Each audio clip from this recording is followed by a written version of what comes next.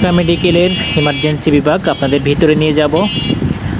ঢাকা মেডিকেলের ভিতরে কিন্তু ক্যামেরা নিষেধ, তারপরেও ভায়োলেন্স অ্যাভয়েড করে যতটুকু আপনাদের দেখানো যায় আমি চেষ্টা করব। তো আপনার সাথে থাকুন। এখন আপনাদের ইমার্জেন্সি বিভাগে নিয়ে যাচ্ছি, মূলত ইমার্জেন্সি বহির্বিভাগ এবং মেডিকেল হাসপাতাল, মেডিকেল কলেজ, এই তিনটা মিলে কিন্তু এই পূর্ণাঙ্গ একটা প্রতিষ্ঠান।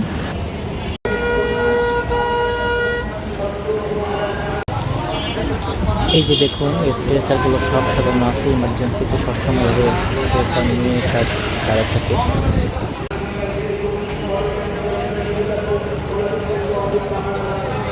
ঢাকা মেডিকেলের ইমার্জেন্সি বিভাগ, যেটা কখনোই বন্ধ হয় না, 24 ঘন্টা কিন্তু এখানে রোগী আনাগোনা চলে।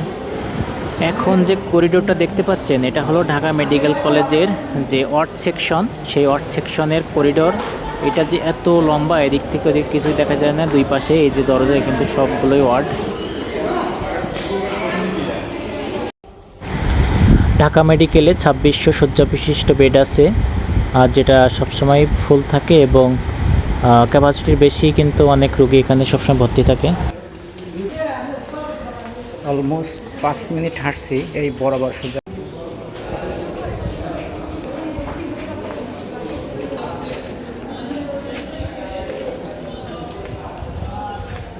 এই যে সামনে যে গেটটা দেখতে পাচ্ছেন, এটা হলো বহির্বিভাগ।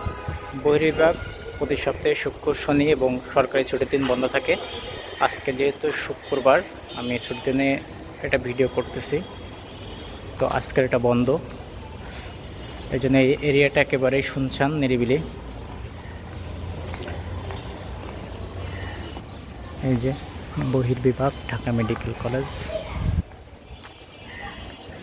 এটা বহির্বিভাগ। এখন যে গেটটা দেখতে পাচ্ছেন, এটা ঢাকা মেডিকেল কলেজ হাসপাতালের গেট। আর ঢাকা মেডিকেল কলেজ 25 একর জমির উপর অবস্থিত, যেটা 1946 সালে প্রতিষ্ঠিত হয়। এই বিশাল মেডিকেল কলেজ বাংলাদেশের সবথেকে বড় মেডিকেল কলেজ।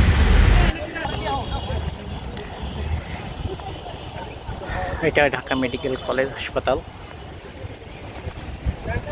ডান পাশে বহির্বিভাগ আর এই সাইডে জরুরি বিভাগ।